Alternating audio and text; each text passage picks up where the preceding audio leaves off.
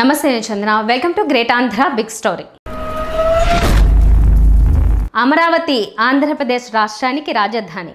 విభజన నేపథ్యంలో అనాథలా ఏర్పడిన రాష్ట్రంలో సరికొత్త నగరంగా ఆవిర్భవిస్తూ ఆవిష్కృతం అవుతున్న రాజధాని ఇది.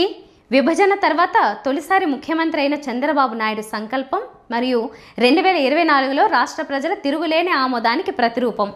ప్రజలు సార్వజనీనంగా ఆమోదించిన విషయంపై విషం కక్కడం ఏ రాజకీయ పార్టీ నాయకుడికైనా ఎలా మేలు చేస్తుంది? అమరావతి ఎలాగైనా పూర్తి కావచ్చుగాక, అక్కడ ప్రస్తుతానికి నీటి మడుగులే తప్ప మరొకటి లేదని ప్రచారం చేయడం ద్వారా భవిష్యత్తులో చిన్న వర్షాలకు కూడా ఆ నగరం మొత్తం మునిగిపోతుందని ప్రచారం చేయడం ద్వారా జగన్మోహన్ రెడ్డి ఎవరిని ఇంప్రెస్ చేయాలనుకుంటున్నారు? ఆ క్లారిటీ ఆయనకు లేదు. భవిష్యత్ దృష్టి, స్పష్టత రెండూ లేని ద్వేషపూరిత దృక్పథంతో మాత్రమే వైఎస్ జగన్ అమరావతి మీద విషం కక్కుతున్నారు. అది కొనసాగితే ఆయన మూల్యం చెల్లించుకోక తప్పదు. ఈ పరిణామాలపై సాధికారిక విశ్లేషణే ఈ వారం గ్రేట్ ఆంధ్ర బిగ్ స్టోరీ. అమరావతిపై విషమేలా. రాష్ట్రంలో కొన్ని రోజులు భారీ వర్షాలు కురిశాయి. అనేక ప్రాంతాలు జలమయమయ్యాయి. కాలనీలు, ఊర్లు కూడా మునిగిపోయాయి. పంట పొలాల సంగతి ప్రత్యేకంగా చెప్పాల్సిన అవసరమే లేదు. పనిలో పనిగా నిర్మాణాలు జరుగుతున్న అమరావతి రాజధాని ప్రాంతంలో కూడా అనేక చోట్ల నీటి మడుగులు తయారయ్యాయి. అమరావతి ముంపు ప్రాంతమని, అక్కడ రాజధాని నిర్మాణం తప్పు అని, అందుకే తాము దానిని వ్యతిరేకిస్తున్నామని 2019లో అధికారంలోకి వచ్చిన తర్వాత నుంచి చెప్పడం ప్రారంభించిన వైఎస్ఆర్ కాంగ్రెస్ అమరావతి నీటి మడుగులతో పండగ చేసుకుంది. ఆ భారీ వర్షాలు వారికి లడ్డూ లాంటి అవకాశంగా కనిపించాయి. వైఎస్ఆర్సీపీ నాయకులు, ఆయన అనుకూల ప్రచారం నిర్వహించే సాక్షి పత్రిక, సాక్షి టీవీ ఛానల్ అమరావతి గురించి బీభత్సమైన ప్రచారం ప్రారంభించాయి. వాగుల నుంచి నీటి ప్రవాహం వస్తోందని, ఇలాంటి ప్రమాదం అమరావతికి ఎప్పటికీ పొంచి ఉంటుందని అన్నారు. ఒకవైపు అమరావతి మునిగిపోయిందని అంటూనే అమరావతి మునగకుండా ఉండేందుకు వాగుల నుంచి నీటిని మరోవైపు మళ్లిస్తున్నారని, దానివల్ల పొన్నూరును ముంచేశారని, ఇలా రకరకాలుగా ప్రచారం చేస్తూ మొత్తానికి అమరావతిని బీభత్సంగా బద్నాం చేయడానికి వారు నానా ప్రయత్నాలు చేశారు. చూస్తూనే ఉన్నాం. ఎన్ని చేసైనా సరే ఒకవైపు దాదాపు 80,000 కోట్ల రూపాయల వ్యయంతో నిర్మాణాలు ప్రారంభమైపోయిన ప్రాంతం రాజధానికి పనికిరాదు అని చెప్పడానికి వారు సాహసిస్తున్నారు. తాము ఇలాంటి ప్రచారం చేయడం ద్వారా వారు ఎలాంటి ప్రయోజనం, ఫలితం ఆశిస్తున్నారో తెలియదు. అమరావతి మునిగిపోయే ప్రమాదం ఉంది అని తాము చెబుతున్న మాటలు విని రాష్ట్ర ప్రజలంతా ఉద్యమించి చంద్రబాబు ప్రభుత్వాన్ని వ్యతిరేకించి అక్కడి నిర్మాణాలను అడ్డుకుని చైతన్యవంతులవుతారని అనుకుంటున్నారేమో తెలియదు. లేదా జగన్మోహన్ రెడ్డి మాటలు సబబు అని, అమరావతి దండగాని 5 ఏళ్ల పాలనా కాలంలో ఆయన ఆ ప్రాంతాన్ని, అక్కడి నిర్మాణాలను పట్టించుకోకుండా వదిలేయడం చాలా ఉత్తమమైన పని అని, అందువల్ల మళ్ళీ జనం జగన్ను గెలిపించుకుంటే అమరావతి ఈ రకంగా నీటి మడుగులుగా మునిగిపోయినా పర్లేదు అని మద్దతిస్తారు అని వైసీపీ వర్గాలు భ్రమిస్తున్నాయేమో తెలియదు. మొత్తానికి అమరావతి మీద తీవ్రమైన స్థాయిలో విషం కక్కుతున్నారు.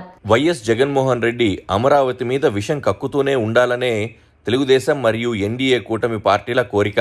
జగన్ ఆ ప్రచారాన్ని విరమించుకోకుండా మరింత రెచ్చిపోయి విషం కక్కేందుకు ప్రేరేపించేలాగా మాత్రమే తెలుగుదేశం నాయకులు కౌంటర్లిస్తున్నారు. ఎందుకంటే ఆ ప్రచారం చేయడం వల్ల తమకే లాభమని వారి నమ్మకం. అమరావతిని రాజధానిగా ప్రజలు ఆమోదించారు. ఇక్కడ చాలా సింపుల్ లాజిక్ను చంద్రబాబు నాయుడు వాడుతున్నారు. రాజకీయాల్లో శత్రువుకు శత్రువు మిత్రుడు అనే లాజిక్ అందరికీ తెలుసు. అలాగే మిత్రుడికి శత్రువు కూడా శత్రువే అనే లాజిక్ను తెలుగుదేశం ఇక్కడ వాడుతోంది. అమరావతికి అనుకూలంగా ఓటు వేసి దానికి మద్దతిచ్చే పార్టీలనే గెలిపించారంటే దాని అర్థం ప్రజలు అమరావతిని తమ మిత్రుడిగా భావిస్తున్నట్లే. మరి అమరావతిని తన శత్రువుగా భావిస్తున్న జగన్మోహన్ రెడ్డి పరిస్థితి ఏంటి? అమరావతికి ఆయన శత్రువు గనక ఆయన రాష్ట్ర ప్రజలకు కూడా శత్రువే అవుతారు.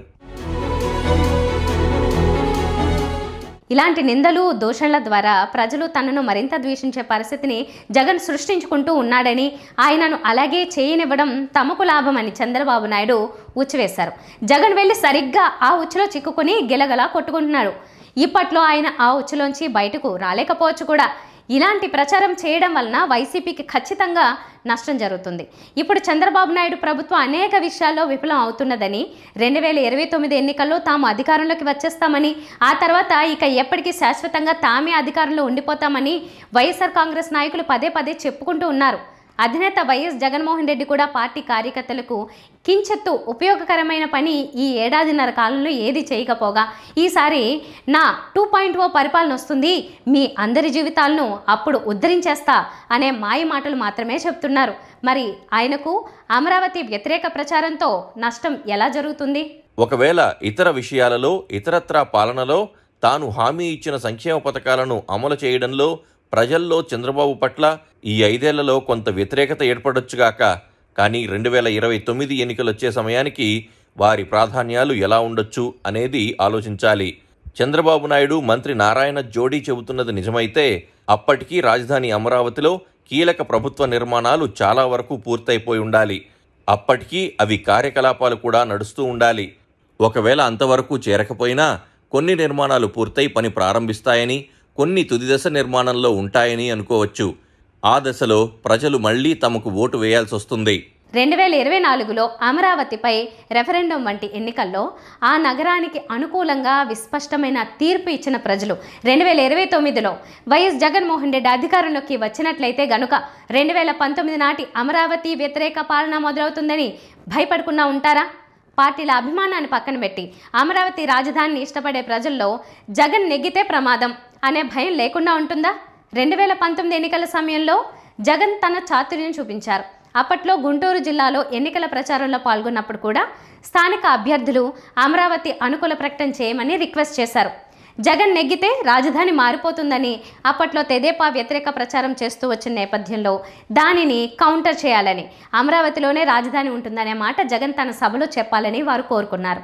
దానివల్ల విజయావకాశాలు మెరుగుపడతాయని అనుకున్నారు. కానీ జగన్ ఒక్క సభలో కూడా ఆ మాట చెప్పలేదు. తాడేపల్లిలో ఇల్లు కట్టుకున్నాను, చంద్రబాబుకు కూడా ఇక్కడ సొంత ఇల్లు లేదు, ఇల్లున్న ఏకైక నాయకుడు నేనే లాంటి మాయమాటలు జగన్ చెప్పారే తప్ప అమరావతికి అనుకూలం, ప్రతికూలం అనే మాటలు 2019 ఎన్నికల ప్రచారంలో వాడలేదు.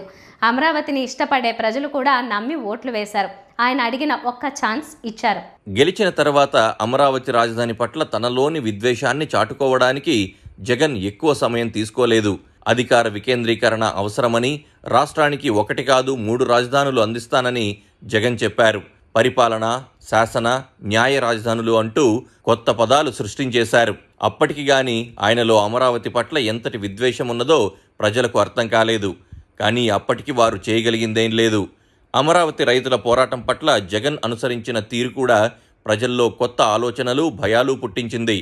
అలాగని జగన్ తన మాట నెగ్గించుకోగలిగారా అంటే అది కూడా లేదు.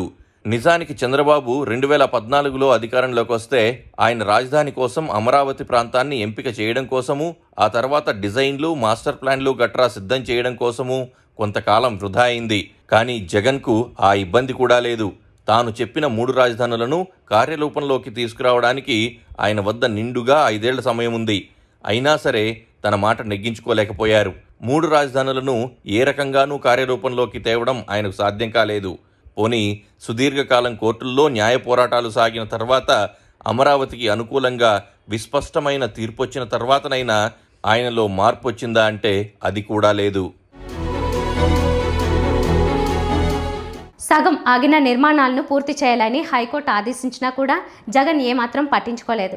ఆయన వైఖరి అప్పట్లో ఎలా కనిపించిందంటే, న్యాయపరమైన చిక్కుల వల్ల తాను అనుకున్న 3 రాజధానులు రాకపోయినా పర్లేదు, కానీ అమరావతిలో మాత్రం వీసమెత్తు అభివృద్ధి జరగడానికి వీల్లేదు అని డిసైడ్ అయినట్లుగా కనిపించారు. ఆ ఫలితం 2024 ఎన్నికల్లో కనిపించింది. ఆ తీర్పుతో జగన్కు క్లారిటీ వచ్చి ఉండాలి, కానీ రాలేదు.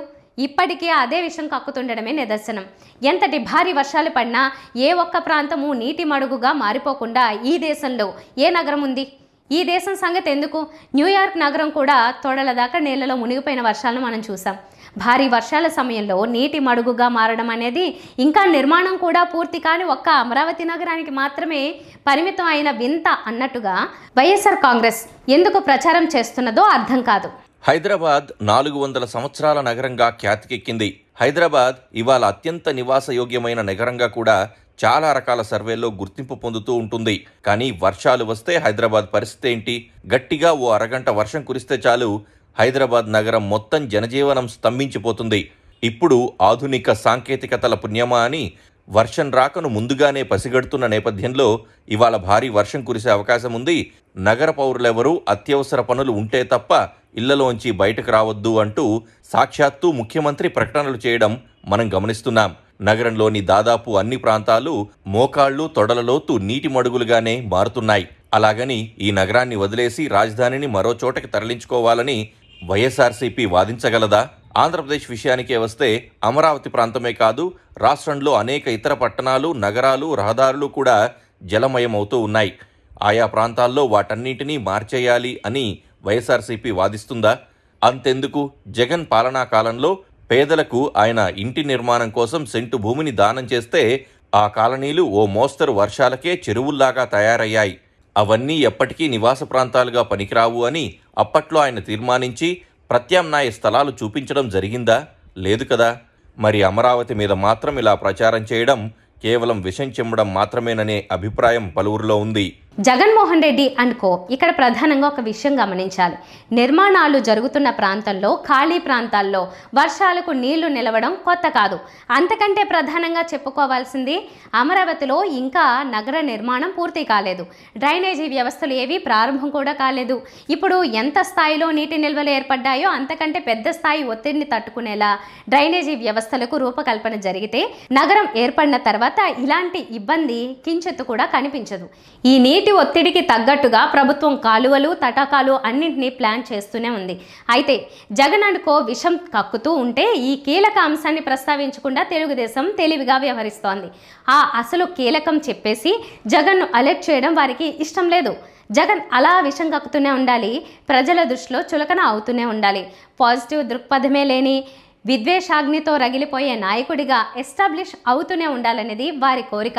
వైఎస్ జగన్మోహన్ రెడ్డి ప్రభుత్వాన్ని విమర్శించే విషయంలో, చంద్రబాబు మీద బురద చల్లే విషయంలో, విమర్శనాస్త్రాలు సంధించే విషయంలో చాలా దూకుడుగా ఉన్నారని ఆయన అభిమానులు అనుకోవచ్చు. కానీ వాస్తవంలో ఆయన చాలా తొందరపాటుతో ఉన్నారని మనం గుర్తించాలి. ఏదైనా విషయం మీద చంద్రబాబును విమర్శించవచ్చుననే, ప్రభుత్వాన్ని నిందించవచ్చుననే ఆలోచన పుడితే చాలు ఆయన అందుకోసమే ఎదురుచూస్తున్నట్లుగా తక్షణం దానిని అమల్లోకి పెట్టేస్తున్నారు. ఆయన మంది మాగదులు, సలహాదారుల్లో ఎవరికి అలాంటి ఆలోచన పుట్టినా సరే క్షణాల్లో దాన్ని తమ అధినేత బుర్రలోకి చొప్పించి ఆయనతో ఆ పని చేయించేస్తున్నారు. అంతే తప్ప ఆ నిందల వల్ల తమ పార్టీకి లాభమా, నష్టమా, పర్యావసనాలు ఎలా ఉంటాయి, దీర్ఘకాలిక పర్యావసనాలు ఎలా ఉంటాయి, తాము చేస్తున్న విమర్శలు కాలానికి నిలబడేవేనా కాదా, కాలానికి నిలబడ్డం అంటే కొన్ని నెలలు లేదా సంవత్సరాల వరకు, కనీసం వచ్చే ఎన్నికల వరకు ఆ నిందకు ప్రాణం ఉంటుందా అనేది వారు గమనించుకోవడం లేదు. రేపో మాపో కాలదోషం పట్టిపోగల విషయాలపై కూడా వైఎస్ఆర్ కాంగ్రెస్ నేతలు చంద్రబాబును తీవ్రంగా తిడుతూ ఒక రకంగా ఆయనకే అడ్వాంటేజ్ కల్పిస్తున్నారు. వీరు ఓరవలేకపోతున్నారు అనే భావన ప్రజలకు కలిగిస్తున్నారు. వర్షం పడిన రోజు నీటి మడుగులు కనిపిస్తే రెండో రోజు అంతా తేటగా తయారవుతుంది. కానీ నీటి మడుగులు కనిపించిన రోజునే విషం చిమ్మేయడం వైఎస్ఆర్సీపీనే చులకన చేసే అంశం. ఇలాంటి సలహాలు జగన్కు ఎవరిస్తున్నారో తెలియదు, వారి హిడెన్ ఎజెండాలు ఏమిటో తెలియదు. కానీ పార్టీ ఆయనది, పార్టీ భవిష్యత్తు గురించి జాగ్రత్త పడాల్సింది జగనే. ప్రభుత్వాన్ని నిందించకూడదని, ప్రభుత్వంపై పోరాడకూడదని కాదు, కానీ విమర్శలు నిర్మాణాత్మకంగా ఉండాలి, ప్రజలు ఆమోదించే అంశాల మీదనే ఉండాలి. చంద్రబాబును తిట్టే విషయంలో ఎవరేం సలహా చెప్పినా గుడ్డిగా ముందుకెళ్తే నష్టపోయేది ఆయనే. ఆ విషయాన్ని జగన్ ఎంత త్వరగా గ్రహిస్తే ఆ పార్టీకి అంతగా మేలు జరుగుతుంది. ఇది వాటి బిగ్ స్టోరీ. మరిన్ని టాపిక్స్తో కలుద్దాం. నమస్తే.